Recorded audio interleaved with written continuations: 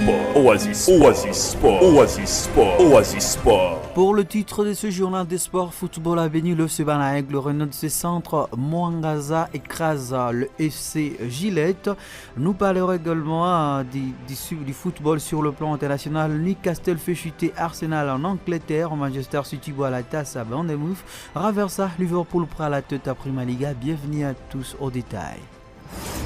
Attention avec ce ballon au point du penalty en pressionnant ce petit festival. Fente suivi d'un crochet magistral.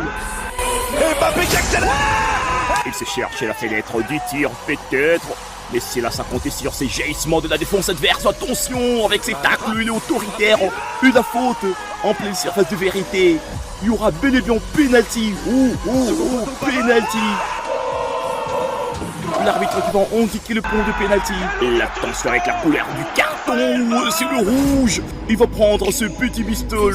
Oasis pour Sport, mauvais jet. Oasis Sport, Oasis Sport, Oasis Sport, Oasis Sport. À votre service, je suis Rémi Soumaïlu Le Pers. La 9e journée du championnat de la teinte urbaine de football de Béni, édition 2024-2025, va faire un spectacle ce samedi 2 novembre avec des rencontres disputées d'Azinapia survoltées. À 9h à 13h30, le Sebanaïk a pu savourer sa première victoire de la saison à battre à l'Académie Oumonja par 1-0. Ce succès a été un véritable soulagement pour l'équipe qui, malgré un début de saison difficile, a montré de la résilience et une défense solide pour maintenir cet avantage jusqu'au coup de sifflet final. Une situation qui réjouit l'entraîneur de cette formation, Eric Sadiki, que je propose d'auditionner.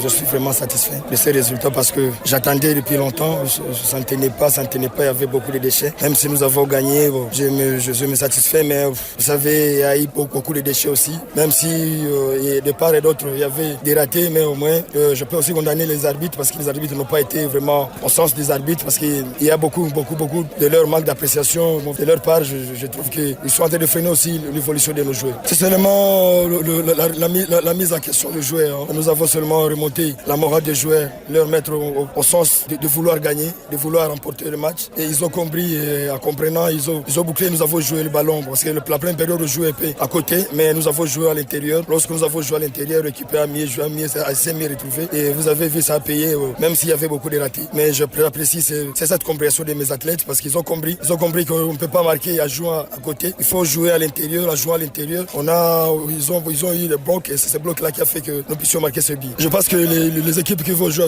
avec Bana Aigle et qui se préparent mieux parce que nous sommes très concentrés pour d'autres matchs. Nous pensons que ça va aller. Nous recevons avec 2 matchs. Les 2 matchs, nous pensons qu'avec mes athlètes, nous allons les remporter, nous allons les gagner. De l'autre côté, Toto Manopi accepte d'une manière sportive la défaite et promet des améliorations.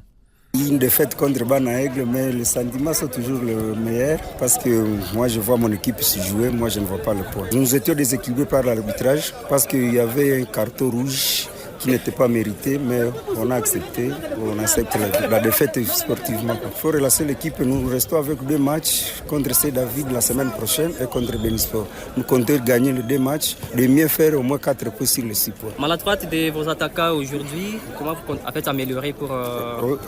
Parfois ça arrive souvent, c'est le championnat, mais on va corriger aux entraînements, ça arrive souvent. Plus tard à 15h30, le Mwangaza a confirmé sa forme impressionnante à s'imposer face à ce Gillette sur un score de 3-1.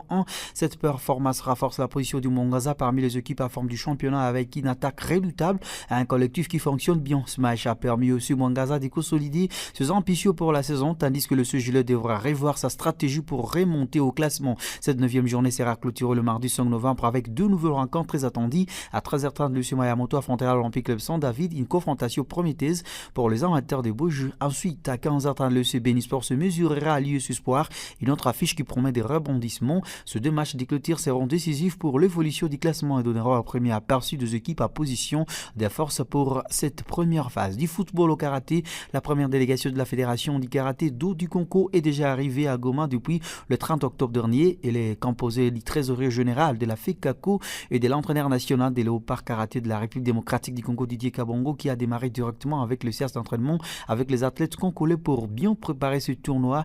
Dès son arrivée, il s'agit bien d'Etagel Karaté d'eau 4e édition. 12 pays ont confirmé leur participation et la ville de Goma est prête à accueillir ce tournoi après une très longue période de préparation pour la réussite de ce dernier. Il faut souligner que 39 athlètes congolais ont déjà entamé la dernière série d'entraînement avec l'entraîneur national pour bien entrer à l'issue de 4 jours pour cette compétition. Un troisième match consécutif, sa victoire pour Arsenal à Prima Liga. Ce samedi, le club londonien a été battu sur la pelouse de Newcastle 0-1 pour le camp de la 12e journée. Dès le début de la partie, les Guinéens ont été surpris avec l'ouverture du score d'Isaac à la 12e minute, auteur d'une magnifique tête sur un centre de Gordon. Par la suite, les hommes de Michael Arteta ont poussé, mais sans parvenir à égaliser. Au classement, Arsenal marque le pont à la 3e position, alors que Newcastle grimpe au 8e rang pour cette compétition. En Italie, adversaire de l'AS Monaco, dont mardi à Ligue des Champions, Bologne a péniblement obtenu sa 3e victoire de la saison à l'occasion de la 10e journée de Serie A ce samedi. Dominateur face à l'Est en 15-0, le joueur de Vincenzo Italiano a dû patienter jusque dans les derniers instants pour enfin faire la différence grâce à Ossonli à la 85e minute. Au classement, les Rossonli sont 8e et leur adversaire est 19e pour l'instant dans cette compétition. Encore une fois, en Angleterre, il y a du changement tout à haut du classement de la Prima Liga à l'occasion de cette 10e journée. Profita du faux pas de Manchester City à Bournemouth contre 2 ce samedi. Liverpool s'est emparé du trône en parvenant à renverser Brighton de buts en dans le même temps. Jeunet à début des rencontres est sanctionné par un but d'Eka Diogo à la 14e minute. Il aurait de trouver la clé après la pause pour faire bousculer la rencontre à 3 minutes grâce à Gakpo à la 69e minute, Salah à la 72e minute. De Bonokira va de retrouver la Ligue des Champions dès mardi contre les Bayern Leverkusen. Ainsi s'achève ce journal des sports présenté par Rémi Soumaïli Lepers. Merci de nous avoir auditionnés.